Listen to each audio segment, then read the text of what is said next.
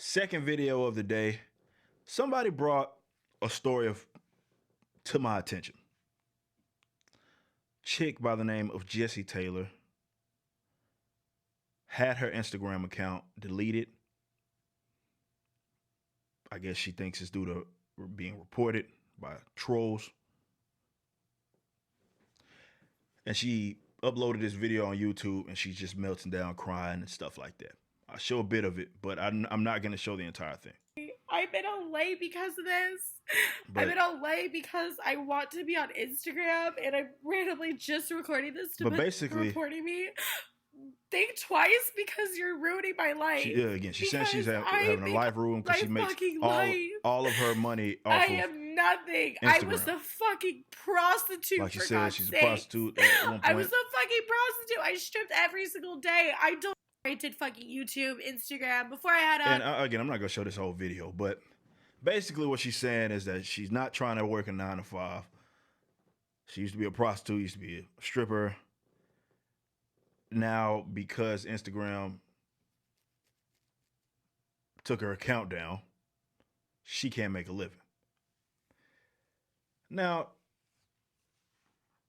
a lot of people are going to say, well, you covering this is exactly what she wanted. She's being a drama queen. Maybe she doesn't believe any of this, and I'm not ruling that out. I don't know this person. So she could be just being dramatic. She just really wants her Instagram account back or what have you. I don't exactly know, and I know a lot of people are going to be like, well, this is just what she wanted. Maybe so. But what I'm going to say on this is going to be relevant regardless of whether or not this is true. But first and foremost, let's talk about if it was.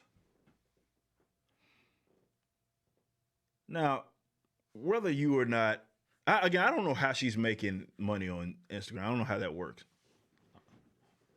But I do know that and again, I know she created another Instagram. She said right here, she linked this in the YouTube. I don't know exactly what she's doing to make money. Maybe she just, I don't know, people are sending her money in more ways than one. Or maybe that's her form of media and she's able to connect with people that are spending money on, I don't know, buying pictures from her. I have no idea. But obviously that was a big part of her bringing in some sort of income, according to her. So if this is true. Now, regardless of how I feel about what it is she does or you, there's something that we can learn from this. Now, I will say that it is a positive thing that people are able to make money and monetize efforts that they otherwise would not have been able to do. And I prefer them being able to do that than running to the government for some sort of assistance or something like that. Now, I know a lot of folks are going to be like, well, learn the code, get an actual skill. And I absolutely would encourage that. And we'll get to that here in a little bit. I would encourage not putting all your eggs in one basket. But I do like the fact that you're able to monetize, whether I agree with it or not, as long as it's voluntary, fine. It is what it is. But what people are learning, because she's not the first person, obviously, that has fell victim to this, where they've put, I know Instagram does this all the time, but they have put everything into one form of media. And because they don't actually have a job, as in the consistent amount of income outside of social media, it hurts a lot more because it's like your power is just being stripped from you, and or your way of living. So if it is true, I get it. I get that aspect of it. Sucks.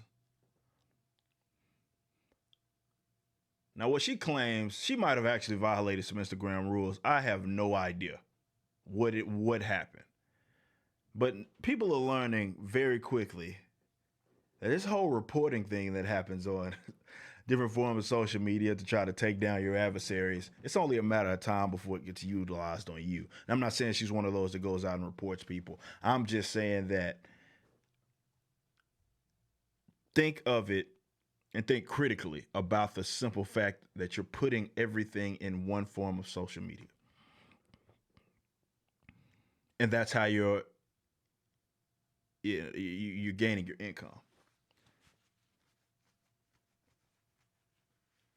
Now, this is the part that's going to be relevant to you no matter how you feel about what it is she's doing. Maybe you are a content creator like myself. And this is why I know people brought this to my attention, because they wanted my thoughts on this. I've been banned on Facebook. I haven't been banned on YouTube at all, but I have been banned on Facebook for 30 days, and I've had my shutdowns on Twitter.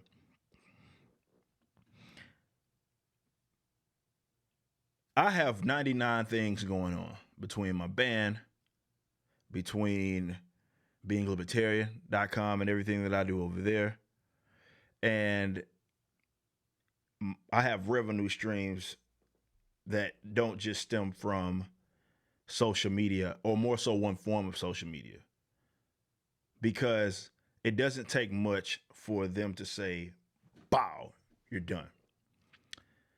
So if you are a content creator, I highly advise, she says 9 to 5 isn't for her. And again, I do like the fact that social media has allowed people to get creative and able to make a living for themselves. Again, it's voluntary, so it is what it is. But in the same respects, you should learn some sort of skill, right?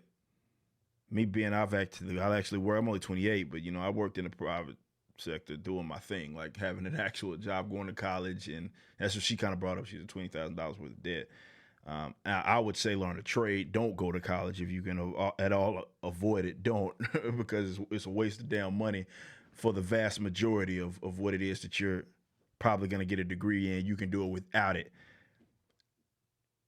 give or take. The vast majority of degrees are useless. If you're not trying to be a doctor or something like that, it's a useless degree. But learning trades, and I didn't understand why people got so offensive at the whole learn the code thing. I think that's a valuable thing to learn, not necessarily to code, but the concept and gaining skills so you can be valuable in the workplace. If something happens, it's going to suck and you're going to have a transitionary period. But if you are a content creator, do not do that. Don't just say, I'm going to put it all here and what happens, happens. This is why people call themselves like YouTubers or full-time YouTubers. That to me is dangerous. If you ain't got some sort of, I don't know, something that you're doing on the side, like that to me is dangerous, because the minute Google shuts down or something like that, YouTube decides to get your channel up out of there, you in trouble. So if you have aspirations to do something that's more artsy, like be it music or whatever, like I do all of that, right? So I have all of these different forms of revenue, and I am not offended if something happened to where, let's say, the music stopped, being libertarian stopped, social media, all my Patreon, YouTube, all of that just said, bam, it shuts down. I'm gonna be okay. It's gonna suck from the transitionary period, but I'm gonna be fine. I've worked. You know what I mean? I've worked in, networking. You have get your A+ certifications, get your Network Plus certifications. Do whatever you got to do. I would say certainly get involved with IT, because that stuff's gonna be valuable regardless, and it's gonna be an easy job because somebody's always hiring, because technology is always advancing. It's the prime sort of industry, some way, shape, or form. But I was in the gym industry right out of college. Working at 24-hour fitness, Planet Fitness. So I've done. My resume is fine. You know what I mean? My resume is fine, and plus I haven't even mentioned like ghostwriting and all stuff that I do for different artists and bands. So I have a million different things going, and that's really how you accumulate wealth. But the point that I want to make in this is that if you are aspiring content creator, don't limit yourself to being like a YouTuber. Don't limit yourself to being an Instagram model or something like the dog. That is stupid. And actually learn how to do something that's going to cross over in different industries, but something that's going to be valuable in the event, because you're so dependent on social media. That's dangerous, man. Because it's only a matter of time before they say, bow, and it's gone. Or maybe there's an alternative that competes with it and it's not as valuable, it's not as lucrative. Like there's so much that can happen that it can make YouTube go in the tank. So don't be a professional YouTuber. Don't whatever you do, make sure you're at the very least you need to be utilizing this to do other things that you can actually bring in income. That way, if it shuts down, you still have a way of making money without all of those followers. It's very important. So again, I don't know if she's being a drama queen, but it's a very real thing. I know that does happen. People get their accounts shut down and they're struggling for money, because you can imagine, like, if you're just working a Joe Blow job and if you got fired or something like that, or the company, if that was your only job and the company just went in the tank and started laying people off or something like that, granted it's a little different because, you're actually in the workforce. And I guess you could technically say that she is, but I understand that it's a little different. But I'm just saying, imagine that.